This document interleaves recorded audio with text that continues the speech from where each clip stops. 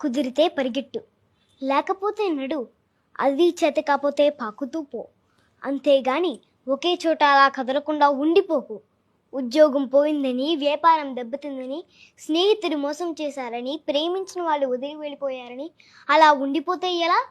దేహానికి తప్ప దాహానికి పనికిరాని ఆ సముద్రపు కిరటాలే ఎగిసి ఎగిసి పడుతుంటే తలుచుకుంటే నీ తలరాతి ఇంత అన్న వాళ్ళు కూడా నీ ముందు తలదించుకునేలా చేయగలిగే సత్తా నీకుంది.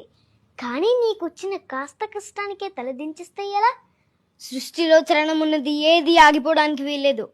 పారే నది, వీచే గాలి, ఊగే చెట్టు, ఉదయించే సూర్యుడు అనుకున్నది సాధించాలని నేను కసిగా ప్రవేశిస్తోందే, ఆ రక్తంతో సహా ఏది ఆగిపోవడానికి వీల్లేదు. లే, బయలుదేరు. ఆ మానసిక బాధల సంఖ్యల్ని తెంచేసుకో. పడ్డ చోటు నుంచి పరిగెత్తడం మొదలుపెట్టు. నువ్వు పడుకునే పరుపు నిన్ను ఛేదించుకోకముందే బద్ధకాన్ని వదిలే. నీ అద్దం నిన్ను ప్రశ్నించకముందే సమాధానాన్ని వెతుక్కో. నీ నీడ నిన్ను వదిలేయకముందే వెలుగులోకి వచ్చాయి. మళ్ళీ చెబుతున్నా, కన్నీరు కాలిస్తే కాదు, చెమట చుక్క చిందిస్తేనే చరిత్ర రాయగలమని తెలుసుకో. ఇవి చదివితే పదాలు మాత్రమే, ఆచరిస్తే అస్త్రాలు.